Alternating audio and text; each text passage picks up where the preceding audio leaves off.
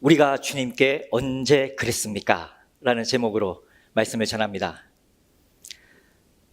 지난 7월 2일 화요일과 7월 3일 수요일에 연이어서 반가운 지인들의 안부 연락을 받았습니다.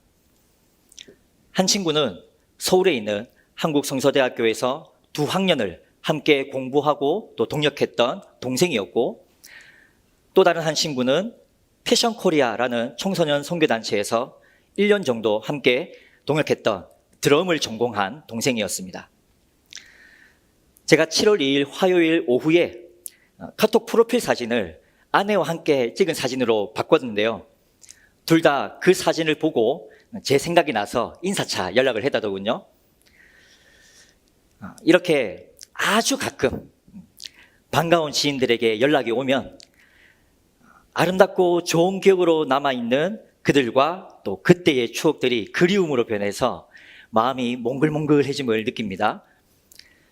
그리고 이런 연락을 주고받을 때 저는 전화를 준 그 지인들에게 저라는 사람을 잊지 않고 먼저 연락해줘서 고맙고 미안하다라고 항상 말하는데요. 그때마다 그들은 에이, 뭐가 미안합니까? 제가 형님께 받은 이런저런 은혜들에 비하면 오히려 제가 자주 연락 못 드려서 더 미안합니다 라고 공통적으로 반응합니다. 그런데 이런 대답을 들을 때면 너무너무 민망해집니다. 왜냐하면 솔직히 그들과 아주 오랜 시간을 부대끼면서 깊고 끈끈한 친밀한 관계를 맺은 것도 아닌데다가 아무리 곱씹어 봐도 특별히 제가 그들에게 은혜를 베풀었다고 할 만한 것이 무엇인지 잘 모르겠고 또 기억나지도 않기 때문입니다. 그러나 제가 의도하지 않았어도 저로부터 나오는 어떤 작은 무언가가 그들에게 영향을 끼쳤다는 것은 사실이고 또 그들이 그것을 기억하고 있었다는 것도 사실이었습니다. 이렇게 우리의 언행 심사는 의도한 것이든 의도하지 않은 것이든, 그리고 그것이 작은 것이든 큰 것이든 간에 분명히 누군가에게는 영향을 끼칩니다.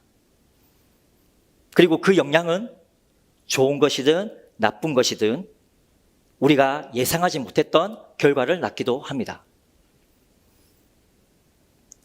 지난 6월 9일 주일부터 6월 23일 주일까지 3주 동안 우리는 정창훈 선교사님 가정의 선교대회 참가를 지원하기 위해서 바자회를 진행했습니다.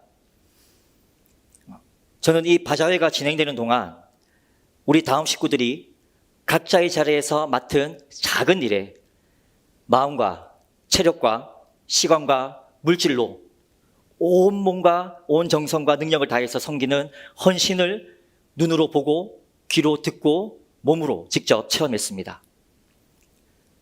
그러면서 동시에 제 안에 감히 우리의 섬김과 헌신을 위로하고 또 축복하고 싶다는 마음이 솟구쳤습니다.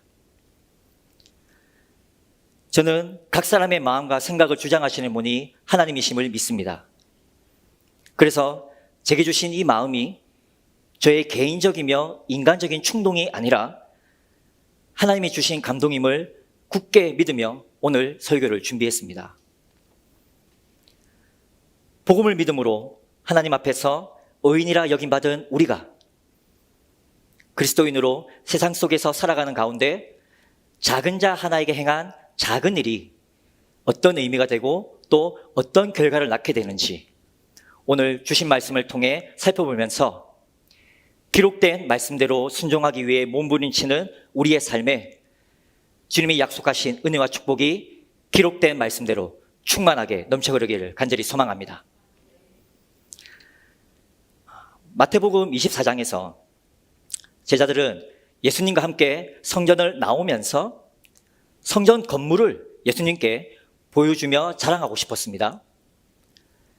이때 당시의 성전을 헤롯 성전이라 불렀습니다. 그런데 유대인들 사이에서 헤롯의 건축물을 보지 않은 자는 그의 평생에 아름다운 건물을 보았다고 말할 수 없다라는 말이 있을 정도로 성전은 견고하고 화려했으며 웅장했습니다. 그래서 유대인들에게 이 성전은 큰 자랑거리였죠. 그리고 유대인이었던 제자들도 예수님에게 그런 성전의 위용을 자랑하고 싶었나 봅니다. 그러나 예수님은 그들의 자랑을 듣고 돌 하나도 돌 위에 남지 않고 다 무너뜨려지리라 라는 성전 파괴를 예언하셨습니다. 이에 제자들은 꽤 당황했고 적잖은 충격을 받았습니다. 그래서 예수님이 인적이 뜸한 감람산으로 가셨을 때에 예수님 곁으로 조용히 나아가서 예수님의 성전 파괴 예언에 대해서 이렇게 묻습니다. 주님, 어느 때에 이런 일이 있겠으며 또 주의 임하심과 세상 끝에는 무슨 징조가 있겠습니까? 제자들의 이 질문에 예수님은 마태복음 24장 4절부터 세상 끝날에 일어날 징조들을 말씀해 주셨고 그날과 그때는 아무도 모른다고 못 박으셨습니다. 그리고 마태복음 24장 44절부터 비유를 통해서 종말과 그리스도의 재림을 대비하고 준비하는 삶의 태도를 강조하셨습니다. 그중에 오늘 우리가 읽은 이 본문은 최후 심판에 대한 비유의 말씀입니다. 비유는 어떤 것을 설명할 때 듣는 사람을 쉽게 이해시키기 위해 사용하는 전달 방법이죠. 오늘 본문에서 예수님도 최후 심판에 대해 당시의 사람들이 이해할 수 있는 용어와 상황들을 가져와서 비유로 말씀하십니다. 오늘 우리도 성경 본문을 같이 읽을 때에 마지막 심판 때의 모습을 머릿속에 그림으로 그려볼 수 있었을 겁니다. 자, 그럼 최후 심판에 대한 이 비유의 말씀이 어떻게 우리의 섬김과 헌신을 향한 위로와 축복의 말씀이 될 수 있는지 한번 살펴보겠습니다. 예수께서 모든 천사들과 함께 영광으로 다시 오시는 재림의 날, 인자, 곧 하나님의 아들 예수님은 심판의 권세를 상징하는 보좌에 앉으시고 하나님은 그 심판의 보좌 앞에 어느 민족도 예외 없이 모든 민족을 심판받게 하려고 모으십니다. 그리고 예수님은 이 모인 민족들을 두 부류로 나누십니다. 지금 이 상황이 마지막 때에 일어날 최후 심판의 모습입니다. 여기에서 잠시 한 가지 짚고 갑시다. 우리는 최후의 심판이 있다는 사실을 분명하게 믿어야 합니다. 또한 하나님이 모으시기 때문에 그 누구도 어느 민족도 그 심판을 피할 수 없고 예외가 없다는 사실도 잊지 말아야 합니다. 그리고 예수님께서 구원받을 자와 버림받을 자를 분명하게 나누시는 이 모습을 통해 심판 때에 중간지대는 없으며 타협의 여지도 없고 더 이상의 기회도 없다는 것을 분명히 알아야 합니다. 이것은 성경이 말하는 사실이며 진리입니다. 여러분, 진리에 약간의 거짓이 섞여 있다면 이것은 진리입니까? 거짓입니까? 예, 이것은 거짓입니다. 우리는 지금 이런 시대를 살고 있습니다. 이 시대는 진리를 교묘히 왜곡시킵니다. 좋은 게 좋다고 말하고 너도 진리다. 그리고 나도 진리다. 이렇게 생각하자라고 말합니다. 하지만 마지막 최후 심판 때에 심판주이신 예수님 앞에 서게 되면 진리에 머무른 자와 거짓에 머무른 자는 분명하게 구별될 것입니다.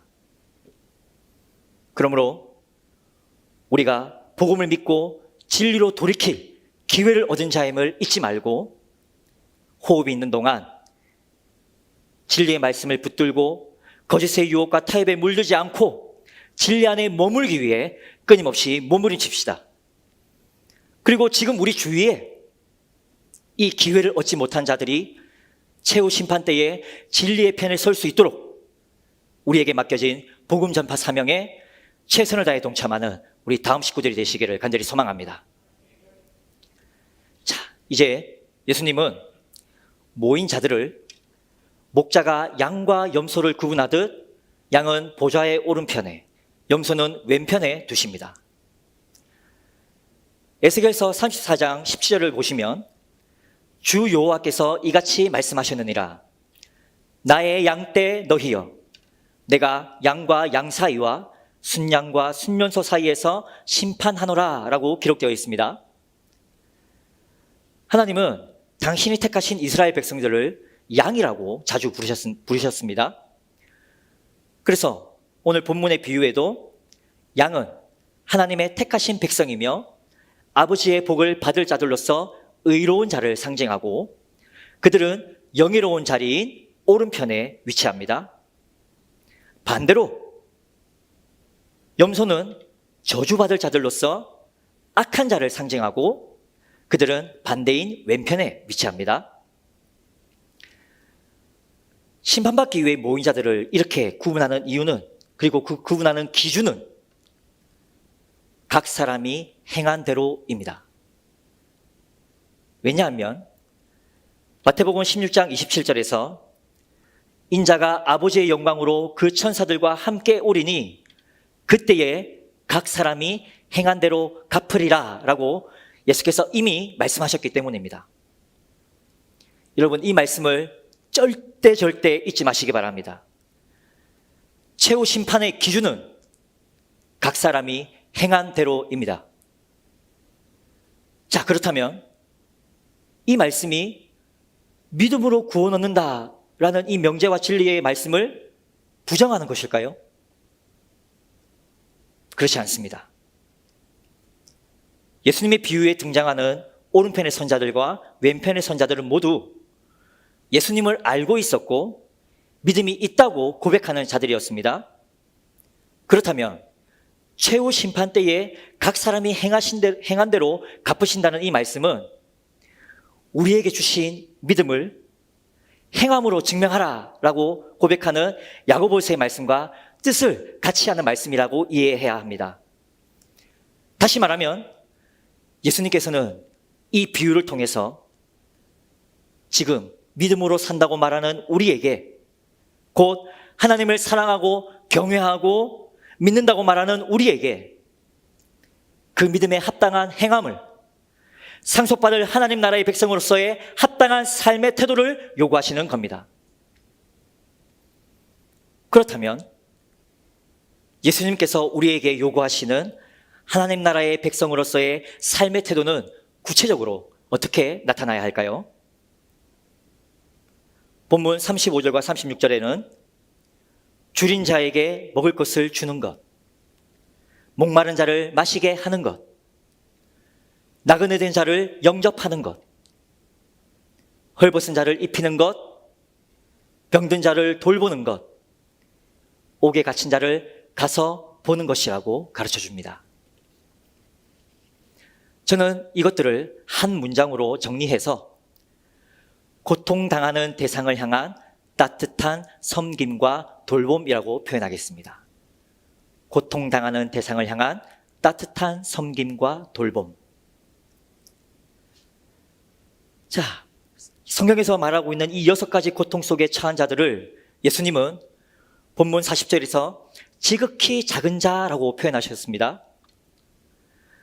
비유 속에서 임금이라고 표현된 예수님은 고통 중에 있는 자신이 오른편에 선 의인들을 통해서 따뜻한 섬김과 돌봄을 받았기에 그들에게 창세로부터 예비된 나라, 곧 천국을 상으로 베푸십니다. 이는 작은 자 중 하나에게 냉수 한 그릇이라도 주는 자는 결탄코 상을 잃지 않으리라 라는 마태복음 10장 42절의 약속을 지키시는 겁니다. 그런데 예수님의 선언을 들은 오른편의 선자들은 놀랍고 의아했습니다. 왜냐하면 자신들은 예수님을 직접 만나뵌 적도 없었고 자신들이 베풀었던 섬김과 돌봄의 대상이 예수님이 아니었기 때문입니다. 그래서 묻습니다. 주여, 우리가 주님께 언제 그랬습니까? 이 대화를 잘 생각해 보면 오른편에 선 의인들이 자신의 삶 속에서 만나는 고통 중에 있는 자, 곧 지극히 작은 자 하나에게 따뜻한 섬김과 돌봄을 베푼 것은 사실이었습니다. 하지만 의인들이 절박한 상황에 놓인 그들을 도울 때에 그를 예수님이라고 생각하고 도운 것은 아니었습니다. 그저 현실에서 마주친 공고한 자들의 그 작은 필요를 외면하지 않고 채워준 것뿐이었습니다.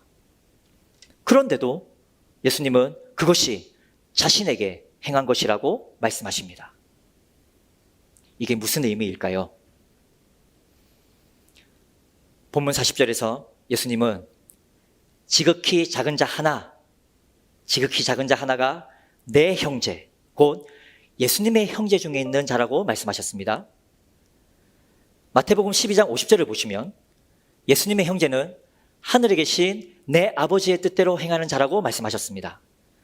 그러므로 내 형제 중 지극히 작은 자 하나란 믿음을 가지고 하나님의 말씀에 순종하기 위해 몸부림치는 그리스도인을 말하며, 예수님은 그리스도인이 고통당하는 그곳에 함께 계신다는 것을 말씀해 줍니다. 이는 예수께서 그리스도인들이 당하는 영육간의 주림과 목마름과 나그네됨과 헐벗음과 병듦과 옥에 갇힘과 같은 고통과 아픔을 똑같이 그대로 느끼시고 그로 인한 수치와 곤욕을 똑같이 그대로 당하시는 분임을 가르쳐 줍니다.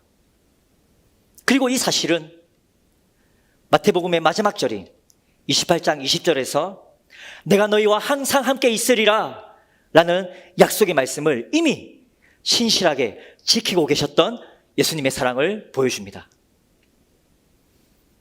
자, 이렇게 너희가 여기 내 형제 중에 지극히 작은 자 하나에게 한 것이 곧 내게 한 것이니라 라는 예수님의 말씀은 예수님의 사랑이 하나님의 형상대로 창조된 우리와 자신을 동일시하기까지 자신을 낮추시는 사랑이며 우리의 고통에 적극적으로 공감하시고 영원히 함께 하시는 신실하고 변함없는 사랑이라는 것을 오늘 우리에게 가르쳐 줍니다.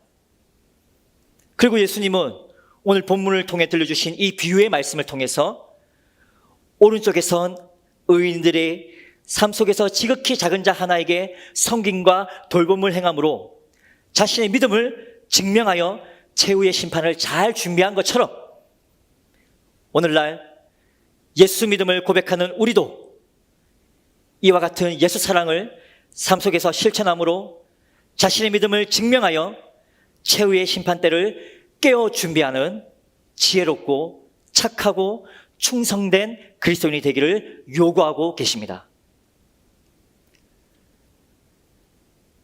저는 이 비유에 담긴 의미들을 묵상하면서 이번 바자회가 예수님의 요구에 합당한 모습으로 진행되었다고 확신했습니다. 왜냐하면 선교사님 가정은 땅끝까지 복음을 전파하라는 하나님의 말씀과 익숙한 본향을 떠나 낯선 땅 케냐로 가라는 하나님의 부르심에 순종하여 척박한 선교지에서 오직 믿음과 말씀과 기도로 몸부림치고 있는 예수님의 형제입니다. 또한 다음 교회의 파송 선교사로서 다음 공동체의 지체요 식구입니다. 이렇게 예수님의 형제요 우리의 형제가 절박하고 어려운 상황에 처했을 때 다음 식구들이 전심과 전력을 다해 바자회에 참여하는 모습을 저는 지켜보았습니다. 모든 지체들이 자신이 할 수 있는 것으로, 아니 더 나아가 자신의 한계를 뛰어넘기까지 다양한 지혜와 방법으로 적재적소에서 세심하게, 담대하게, 그리고 풍성하게 바자회를 치러내는 모습을 지켜보았습니다. 그 결과 제가 알기론 총 진행을 맡았던 선교위원회에서 작정한 금액보다 더 많은 금액이 모아진 걸로 알고 있습니다. 이것은 정말 하나님의 값없는 은혜입니다. 진실로 하나님이 하셨음을 고백합니다. 작고 연약한 우리들을 통해 천을 맛보게 하시고 강국을 경험하게 하신 우리 하나님께 이 시간 박수로 영광 돌립시다. 할렐루야. 아멘.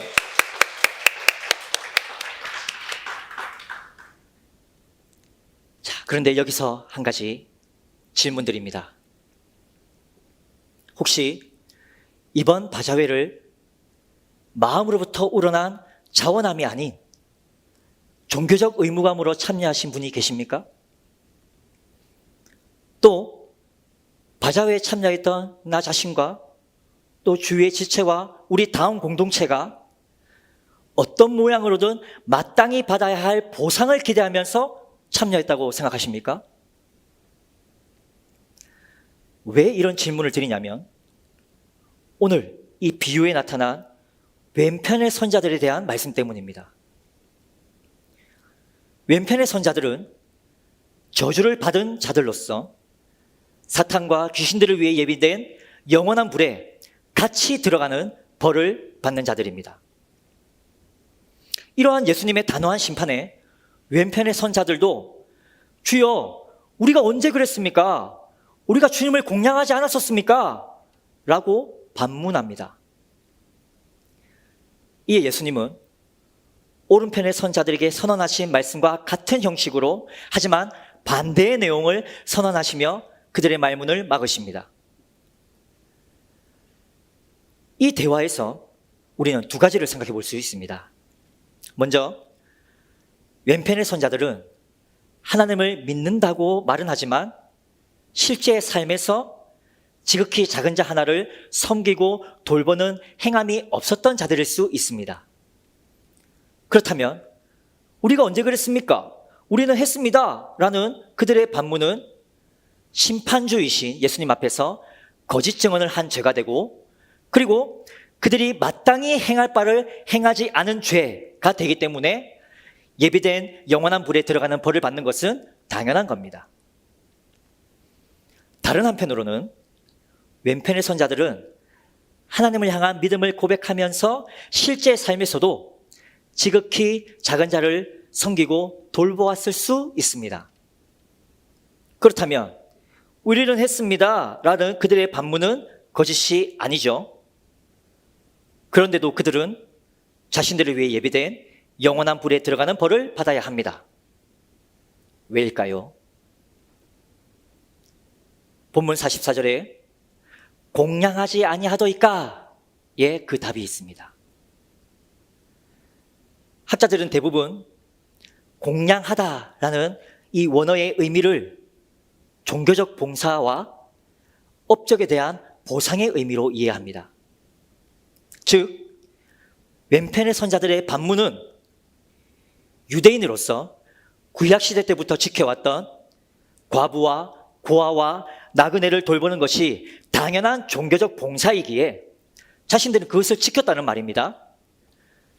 그럼에도 불구하고 예수님께서 영벌의 심판을 내리시는 이유는 뭘까요?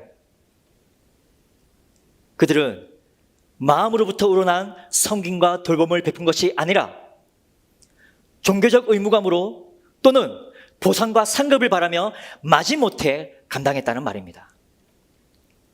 그리고 그들은 그것마저도 제대로 행하지 않았기 때문에 벌을 받는 겁니다. 자, 그런데 보상과 상급을 바라는 것 그 자체가 하나님 앞에서 악한 것은 아닙니다. 히브리서 11장 6절에는 하나님께 나아간 자는 반드시 그가 계신 것과 또한 그가 자기를 찾는 자들에게 상 주시는 이심을 믿어야 할지니라 라고 기록되어 있고, 요한계시록 22장 12절에는 보라 내가 속히 오리니 내가 줄 상이 있어 각 사람에게 그가 행한 대로 갚아주리라 라고 기록되어 있습니다. 이렇게 성경도 성도에게 하늘의 상급에 대한 기대와 소망을 품게 합니다. 그러나 이 왼편의 선자들의 기대와 소망은 다른 곳에 있었습니다. 예수님 당시에는 주면 돌려받는 것이 익숙한 문화였다고 합니다. 그것이 누가복음 14장 12절과 14절 사이에 나타나는데요. 제가 읽어드리겠습니다. 또 자기를 청한 자에게 이르시되 네가 점심이나 저녁이나 베풀거든 벗이나 형제나 친척이나 부한 이웃을 청하지 말라.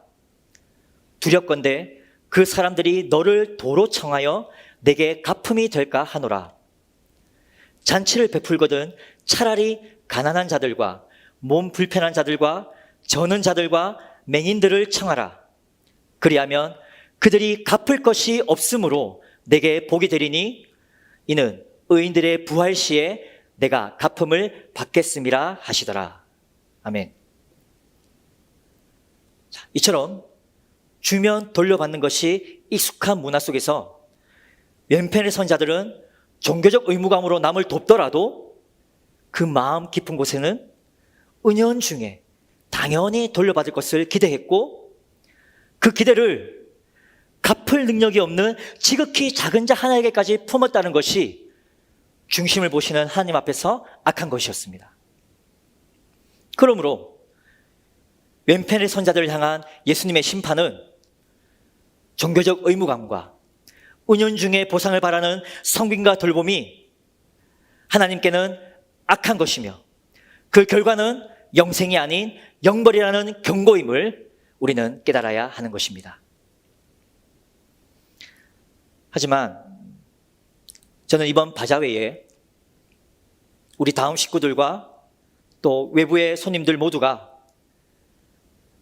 종교적 의무감으로 마지못해 참여했다거나 갚을 능력이 없는 선교사님 가정을 향해 은연중에 보상을 바라며 참여한 것이 아님을 믿습니다.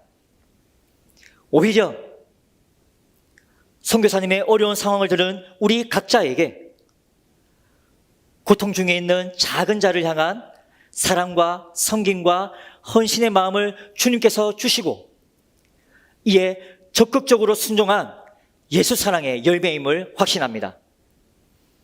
그리고 오늘 이 말씀을 통해 우리의 섬김과 순종은 겉으로 보기엔 선교사님의 가정을 위한 것이지만 결국 예수님께 행한 것임을 확신합니다.